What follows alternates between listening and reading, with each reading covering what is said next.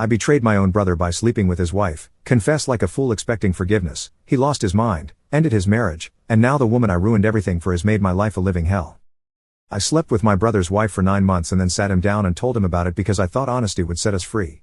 I want you to read that sentence and understand the magnitude of the stupidity. Not just the affair. The confession.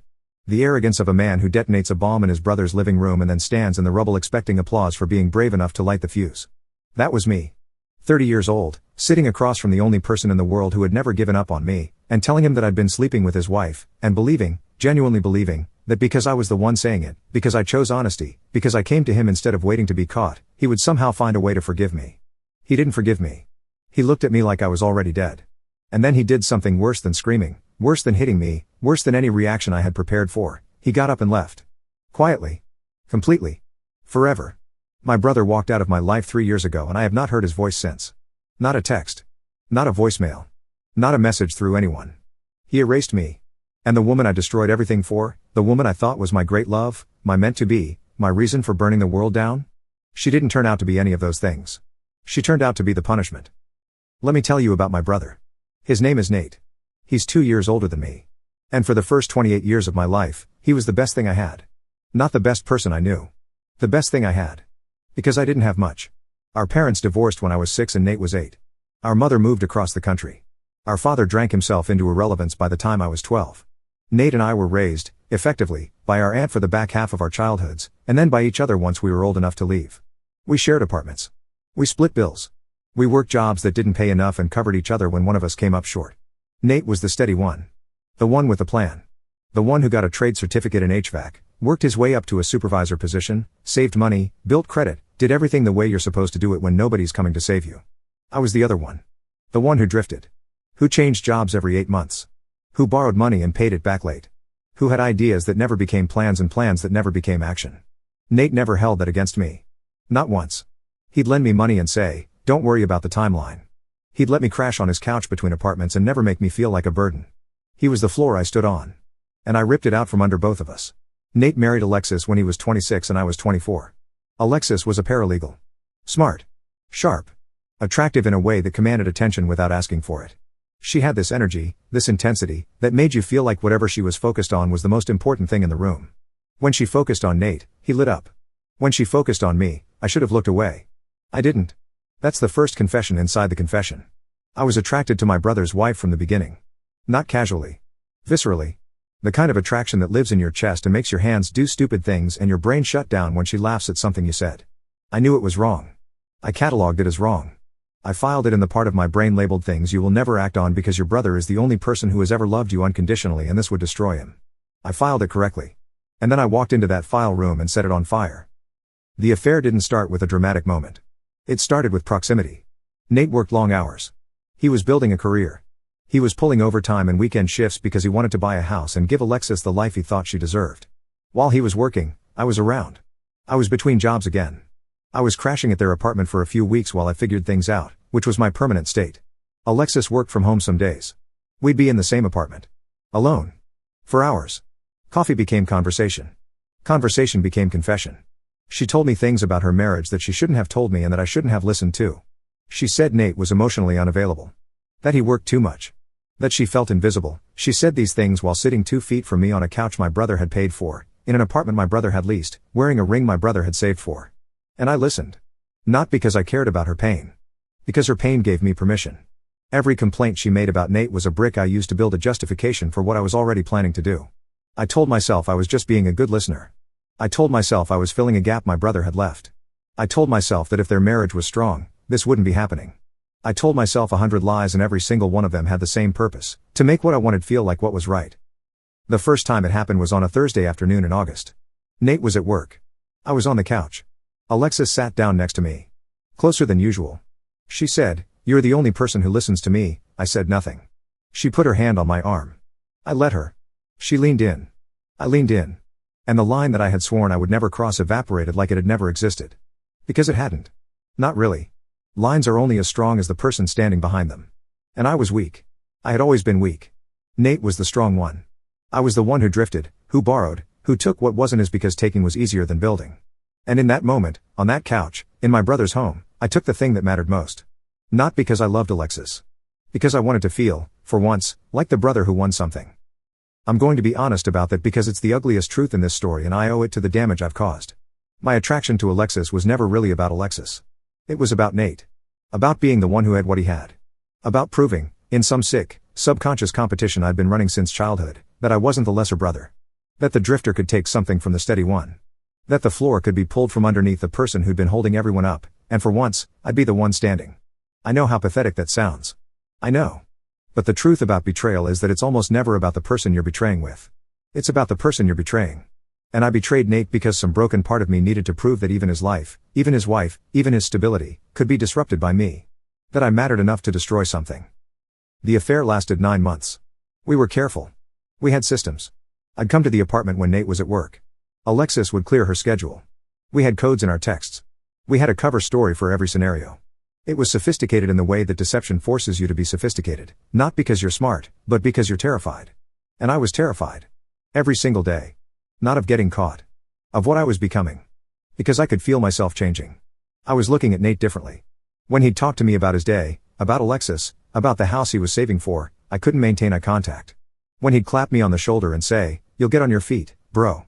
I believe in you," I'd feel something curdle in my stomach. The trust he gave me was so pure, so unquestioning, so deeply rooted in a brotherhood that had survived a broken home and absent parents and years of me being the less reliable one, that receiving it while actively betraying him felt like swallowing acid.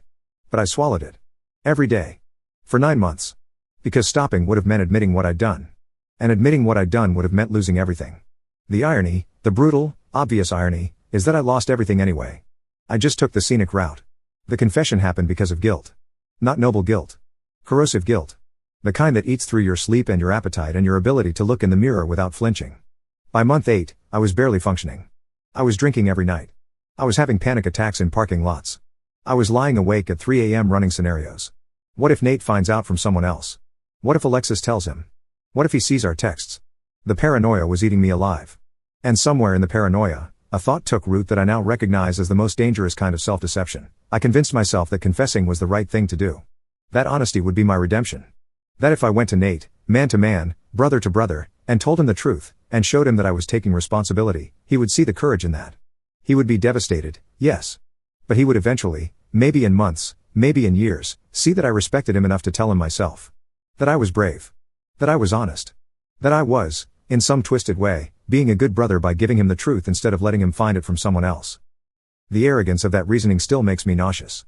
I wasn't being brave. I was offloading my guilt onto the person I'd wronged. I was making him carry the weight of my honesty so I could feel lighter. The confession wasn't for him. It was for me.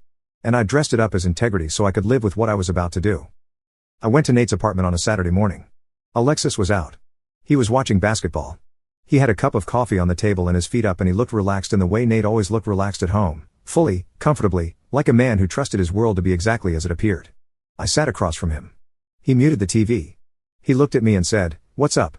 With the casual warmth of a man who had no reason to brace himself for what was coming. I said, "I need to tell you something." He said, "Okay," I said, "I've been sleeping with Alexis." The silence that followed was not the kind you can describe. It wasn't empty. It was full. Full of everything that was being reprocessed behind his eyes.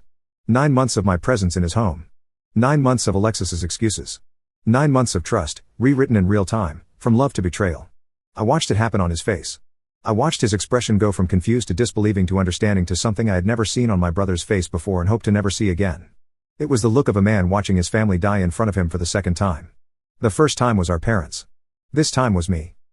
He didn't yell. He didn't stand up. He didn't reach across the table. He looked at me and he said, in a voice that sounded like it was coming from the bottom of a well, "How long?" I said, 9 months. He said, "In my home?" I said, "Yes." He said, "On my couch?" I said, "Yes." He closed his eyes. He sat there with his eyes closed for about 15 seconds. When he opened them, the person looking at me was not my brother. Something had left. Something fundamental. The thing in his eyes that had always said, "I'm here for you," the thing that had survived our parents' divorce and our father's drinking and every failure I'd ever brought to his doorstep, that thing was gone. Extinguished. Like someone had reached behind his eyes and turned off a light that had been burning for 30 years. He stood up.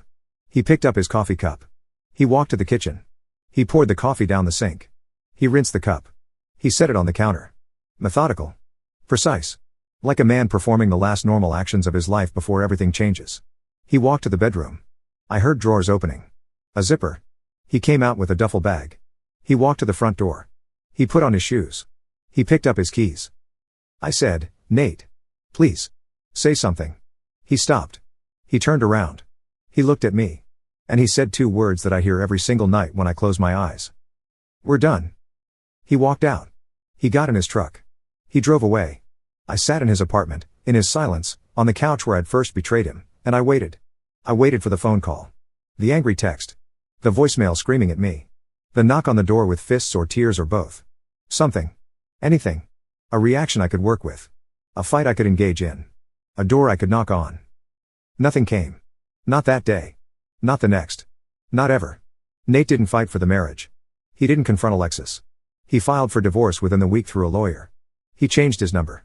He moved. He told our aunt, the woman who raised us, what happened, and she called me exactly once to say, "You have broken the only good thing in your life. Don't call me." Then she hung up. I had expected forgiveness. I had expected a fight. I had expected the full range of human responses that brothers give to brothers in crisis. What I got was amputation. Clean, surgical, total. Nate didn't just leave my life. He removed every trace that I'd ever been in his. He blocked me everywhere. He told mutual friends that he didn't want to hear my name. He dismantled the only relationship that had ever mattered to me with the same quiet efficiency he used to build everything else in his life. And then there was Alexis. The woman I destroyed everything for. The woman who was supposed to make it all worth it. The woman I thought was my person, my reason, my great love story written in the wreckage of my brother's marriage.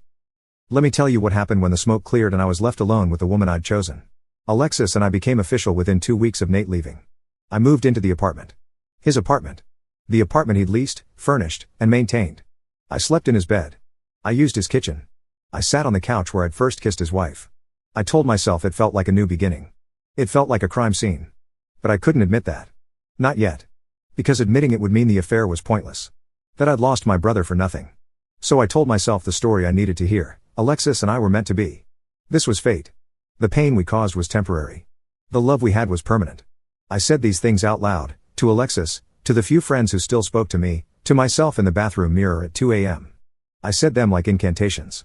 And for about 3 months, I almost believed them. Then the mask came off. Alexis without Nate was a different person. Not subtly different. Fundamentally different. The woman who had been soft and vulnerable on the couch, who had told me she felt invisible, who had leaned into me with a neediness that made me feel essential, that woman evaporated. What replaced her was someone I didn't recognize. Controlling. Critical. Relentless. The same intensity that had once felt like passion now felt like surveillance. She monitored my phone. She questioned every absence. She'd call me 4 times during a 2-hour errand, and if I didn't answer, I'd come home to a woman sitting in the dark with a list of accusations that sounded rehearsed. I realized, slowly and then all at once, something that should have been obvious from the beginning. Alexis hadn't cheated on Nate because she was in love with me. She'd cheated on Nate because she needed control. Nate, with his steady temperament and his unshakable calm, was impossible to control. He didn't react to provocations. He didn't beg when she withdrew affection. He didn't chase when she pulled away. He just continued being himself, steady and reliable, and that drove her crazy. She needed someone who would scramble. Someone who would chase. Someone who was insecure enough to be managed, malleable enough to be shaped, desperate enough to mistake control for love. She needed me. Not because I was better than Nate. Because I was weaker. And weak men are easier to steer. The criticism started small. Why don't you have a better job? Why can't you be more motivated? Nate would have had this fixed by now. She said that. She actually compared me to the man I'd betrayed. The man whose life I'd helped destroy. She'd look at a leaky faucet or a broken shelf or an unpaid bill and she'd say, "Nate would have handled this." And I'd stand there, absorbing it, because what was I going to say? She was right. Nate would have handled it. Nate handled everything.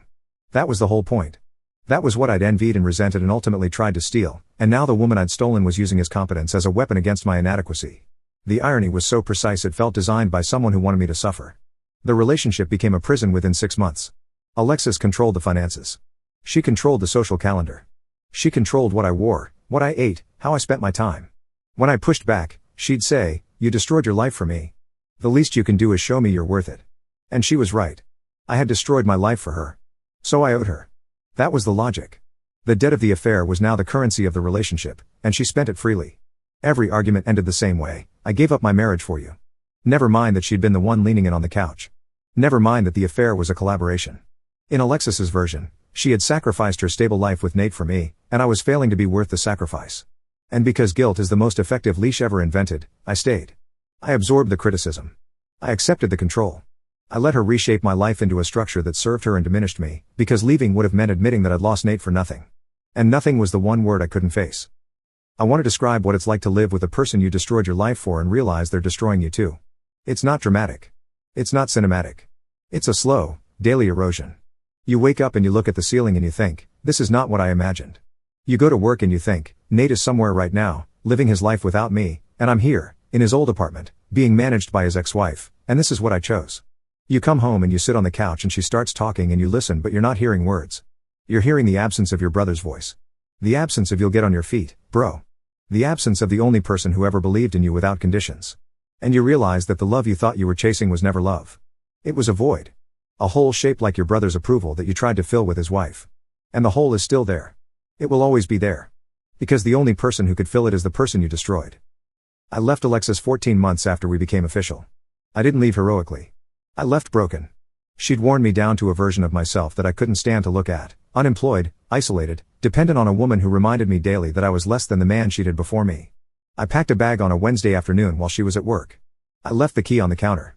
I drove to a motel. I sat on the bed and I stared at the wall and I thought about calling Nate. I picked up my phone. I dialed the number I'd memorized years ago, the one he did before he changed it. Deadline. Of course. He'd changed it 3 years ago. I didn't have the new one. Nobody would give it to me. I was locked out of my brother's life with the same finality as a door that's been welded shut. And I deserved it. The family fallout was complete. Our aunt, the woman who raised us, maintained contact with Nate and cut me off entirely. She was 73 and she had the moral clarity of a woman who had sacrificed years of her life raising 2 boys who weren't hers, and she was not going to spend her remaining years comforting the one who had betrayed the other. She told a cousin, who told me, that Nate was doing well. That he'd moved to a new city. That he had a new job, a new apartment, and that he seemed lighter. Lighter. My brother, the man who had carried me for 30 years, was lighter now. Because he'd finally put me down. I moved to a different city. I got a job at a warehouse. I rented a room in a house with 3 other men, all of us mid-30s, all of us starting over from something. I didn't tell them my story. They didn't ask. We passed each other in hallways and kitchens and nodded, and that was enough. I started therapy. Not because I wanted to. Because the alternative was drinking myself into the same grave my father had dug, and I could feel the shovel in my hand. My therapist, a man named Dr. Abrams who looked like he'd heard worse but probably hadn't, asked me in our second session, "What did you think would happen when you confessed?" I said, "I thought he'd be angry but eventually forgive me." He said, "Why?" I said, "Because he always forgave me. For everything. My whole life," he said. "So you relied on his pattern of forgiveness to absorb the worst thing you'd ever done to him?" I said, "Yes," he said. "And when the pattern broke, you had no plan?" I said, "I had no plan," he said, "because you weren't confessing for his benefit. You were confessing to relieve your own guilt, and you assumed his love was strong enough to survive the transfer." I sat there. I couldn't speak. Because he described, in 3 sentences, the exact mechanism of my destruction. I'd used Nate's love as a garbage disposal. I'd fed my guilt into it and expected it to process the waste and keep running. But love isn't a machine. It's a living thing. And I'd poisoned it. Nate. Let me tell you what I know about Nate. Which is almost nothing. And that almost nothing is the loudest part of this story. He's alive. He's in a different city. He's working. A cousin mentioned, in a rare moment of communication, that Nate had started his own HVAC business. That he'd bought a small house. That he was seeing someone. These fragments reached me like light from a distant star, real, but from so far away that they felt theoretical. My brother has a business. My brother has a house. My brother has a life that is whole and stable and entirely without me. He built it the way he builds everything, from the ground up, with his hands, in the quiet, without fanfare. And the fact that he was able to build it, that the removal of me and Alexis from his life didn't destroy him but freed him, is the detail that hurts the most. Because it means I wasn't the foundation I thought I was. He was the foundation. I was the weight. And when he put me down, he could finally stand at full height. I want to talk about what I've lost because people hear he slept with his brother's wife and they think the consequence is the brother's pain. It is. But there's another consequence that nobody talks about, the loss of the person you destroyed. I don't mean Nate as a person who exists in the world. I mean Nate as a presence in my life. The voice on the phone. The hand on my shoulder. The man who'd show up with a six-pack when I got fired and say we'll figure it out. The person who knew my whole history, every failure and every shame, and chose to stay anyway. I lost that. Not temporarily. Permanently. And the permanence of it is the thing that makes it unsurvivable. Because you can grieve a person who died. You can visit a grave. You can say their name and feel the loss and know it's over. But grieving a person who is alive, who is out there somewhere, who is building a house and running a business and loving someone new, and who has decided with full consciousness that you no longer exist. That's a grief that has no resolution. No closure. No end. It just sits in your chest like a fist that never unclenches. And every morning you wake up and the fist is still there and you think, today. Maybe today I'll stop feeling it. And you don't. Because you can't outrun the absence of the only person who ever made you feel like you were enough. I'm 33. I live alone. I work. I see Dr. Abrams every other week. I have no friends from my previous life. The friends I had were Nate's friends. When the truth came out, they chose him. All of them. Without hesitation. I make new acquaintances but I don't let them close because letting someone close means they'll eventually learn who I am, and who I am as a man who betrayed his own brother for a woman who turned out to be his punishment. Alexis. Last I heard, she's with someone new. I found out through social media I shouldn't have been checking. A photo. A man I don't recognize. Her arm around him. Her smile, the same smile she gave me on that couch. The same warmth. The same focus. The same "you're the only person who listens to me" energy that I once mistook for connection and now recognize as a lure. She'll do to him what she did to Nate and then to me. She'll find the weakness and she'll exploit it until the structure collapses. Because that's not a behavior. That's an identity. And I was too blinded by my own need to see it until I was standing in the rubble. People ask me if I do it differently. The question is so obvious it's almost insulting. Yes. I do everything differently. I'd get off the couch. I'd leave the apartment. I'd stop listening to another man's wife complain about another man's marriage. I'd file Alexis under never and weld the cabinet shut. I'd tell Nate, to his face, "Your wife is trying to pull me in and I'm not going." I'd be the brother he deserved instead of the brother I was. I'd choose loyalty over ego. I'd choose his trust over her attention. I'd choose the boring, quiet, unsexy act of being someone's brother over the thrilling, destructive, temporary act of being someone's mistake. But I didn't. I chose the couch. I chose the leaning in. I chose the 9 months and the cover stories and the guilt and the confession that was really just another selfish act disguised as courage. I chose to destroy the only person who ever loved me for nothing because I wanted to feel, for one moment, like the brother who won. I won nothing. I lost everything. And the everything I lost has a name. It's Nate. He's out there somewhere. Building a house. Running a business. Living a life that is quiet and steady and whole. Living the life I should have protected instead of dismantled. Living proof that the strong brother doesn't need the weak one. That the floor can exist without the weight. He's out there. And I'm here. In a rented room. In a new city. With a therapist and a warehouse job and the permanent, unrelenting knowledge that the best person I ever knew deleted me from his life because I gave him no choice. I gave him no choice. That's the part I can't get past. I didn't just betray him. I robbed him of the option to keep me. Because keeping me would have meant accepting what I did.